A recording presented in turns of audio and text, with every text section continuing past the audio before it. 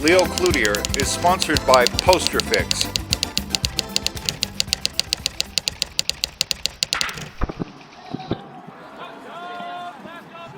Howdy, everybody. This is Leo Cloutier with Malice to It None. We're here at Fenway Park tonight. It's indeed a pleasure to have here as our guest a friend of long standing, former Major League pitching great. I'd like to welcome to our show Rae Scarborough. Welcome, Rae. Thank you very much, Leo. It's a pleasure to be with you again. Well, Rae, it's always a pleasure to be with you, and no matter where I see you, if it's in Baltimore at the World Series, spring training. Rae, what brings you to Boston? Well, I'm on an old scouting tour again. So comes midsummer, I always manage to get back to Boston, one of my favorite places, you know. You are no stranger to this ballpark. No, that left field fence still looks pretty high out there for me. You've pitched many a sensational game in this ballpark, Rae. Well, I've had a few heartbreakers, too, here, Leo, such as that one game I really remember when Vern Stevens hit the ball over the fence out there. It just did get over it in the ninth inning with me with a 2-run lead. That's all right, my goodness, yes. That was a memorable moment. You know, you mentioned Vern Stevens brings back the so-called S-line of Savage, Stevens, and Scarborough when we bounced on to 1950. Yeah, that was quite a group. I wish we could have kept those together a little longer. I think we could still play ball today. Oh, yes. We had a good time. I think the ball players miss some of those days now. Oh, there's no doubt about that. Rae, how long were you in the majors? I played for about 13 years, Leo. 12 and a half, if you want to get down to fine points. Started with Washington in 1942 and ended with the Detroit club in 1954. You don't recall the number of games you may have won over that year, do you? No, I know I was trying to win 100, and I never did. I said, when I was down in Washington, it was always my goal to win 100, but it was the club's goal not to lose 100 every year. That was hard to do. Rae, what is probably the most memorable occasion you've experienced in your 13 years in the major leagues? Well, I've never had anything quite that I was more pleasing, I'll say, than winning my first ball game in the major leagues. Against whom was it? Well, it was against the White Sox, and it was against Thornton Lee, who was a pretty good pitcher at that time, but who... fortunately for me, had a lot of arm trouble, and we got to him pretty good and finally won the game 14-0. That's quite a triumph. But I think I walked about as many men as I pitched to that day, but we ended up ahead anyway. Well, getting some men on bases is one thing, but being able to hold them there and pitch a shutout is something else. Well, back in those days, I think all young pitchers were wilder back then. I think, too, by the same token, the hitters respected them a little more. They didn't dig in and really go by the numbers like I see some of the boys doing now. I'd have to pay that $50, I think, and floor some of those guys the way they're digging in today. Rushing them back. Rae, what is some of the outstanding hitters against whom you pitched in your day? Well, I would say the outstanding hitters in baseball might not have been the ones that I considered outstanding when I was pitching, Leo, because you know that certain pitchers can get certain guys out. For example, Hank Mageski was the guy that I could never get out. He didn't play regularly until the night I got into town, no matter whether he was playing. But I don't know, the best hitter that I ever saw is still Williams, and I had pretty good luck with him. But I sat on the bench and watched him, played against him, played with him, and for handling the bat, I've never seen anybody quite like him. I think Joe DiMaggio probably was the best all-around ball player that I ever saw. Do you have any cousins as far as ball clubs are concerned, clubs against whom you could pitch and win most any day? Oh, yes. There were times. That was spotty, too. I always had pretty good luck against Boston. And New York wasn't a bad club for me to pitch against. Detroit was a bad club, and the St. Louis Browns always gave me a lot of trouble. Rae, how do you explain your experiences with Hank Mageski? The fellow was never known to be too great a hitter, and yet there are so many pitchers who have nemesis who cause them a great deal of trouble in that way. Well, I think that's the thing that most ball players or most young ball players should know or should be told of. I think the only reason I couldn't get Hank out was because I knew he couldn't, and he knew I couldn't.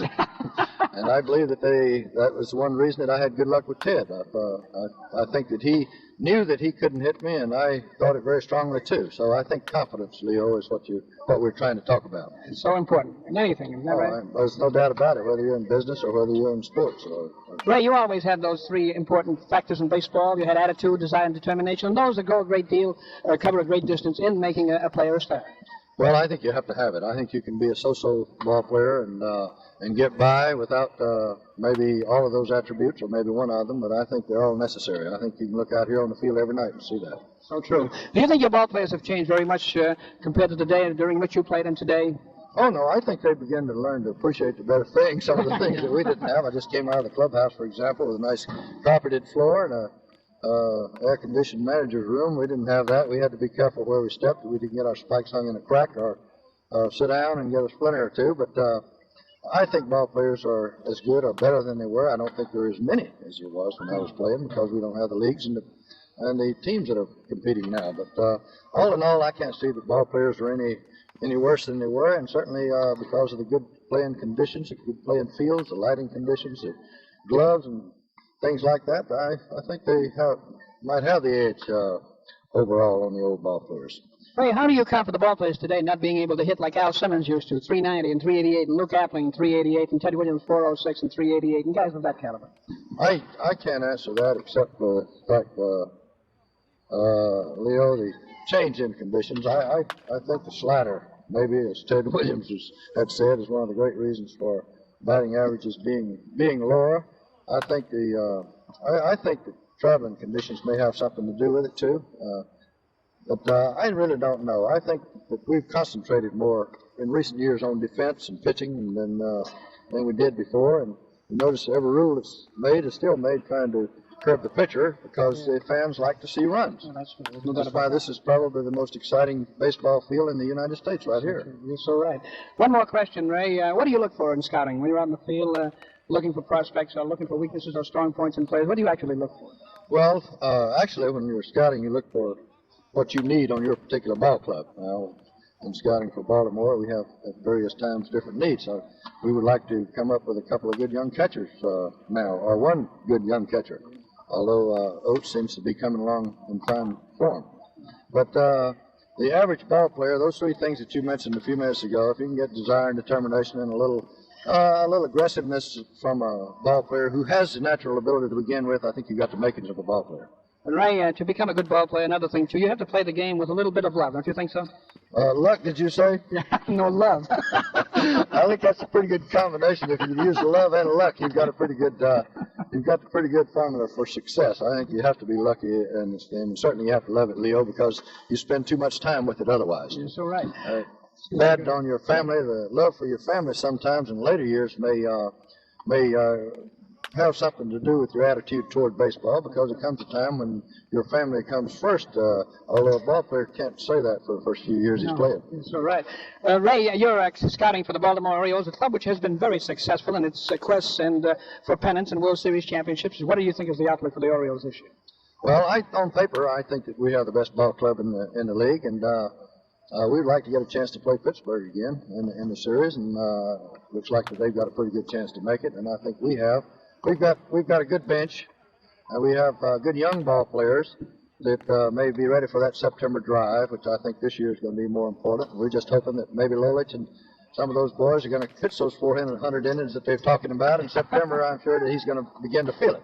No, I think we have enough good young talent on our ball club to make a good run for it, and I feel confident we're going to win, because I don't know of any position that I would trade right now, except maybe we'd like to borrow Fisk for a little while. He's doing a good job, isn't he? He's a wonderful-looking ball player. He sure is. It's all right. Well, Ray, I see that our time is up, and I certainly want to thank you very much for this interview, and I want to wish you and the Baltimore club not only that pennant, but also that World Series, that check that goes with it, and with that ring also. Thank you very much, Leo. We're hoping to. Thank you, Ray. This was an interview with Rae Scarborough, the former Major League pitching great, now a scout for the Baltimore Orioles, and this brings us to the end of With Malice to None for today. Until tomorrow at the same time, Leo Cloutier from Fenway Park. Good day. Please subscribe and hit the notification bell to get more classic sports interviews from Leo Cloutier with Malice Toward None. Brought to you by Poster Fix, offering poster restoration and linen backing for 40 years. At Poster Fix, we bring your vintage posters back to life.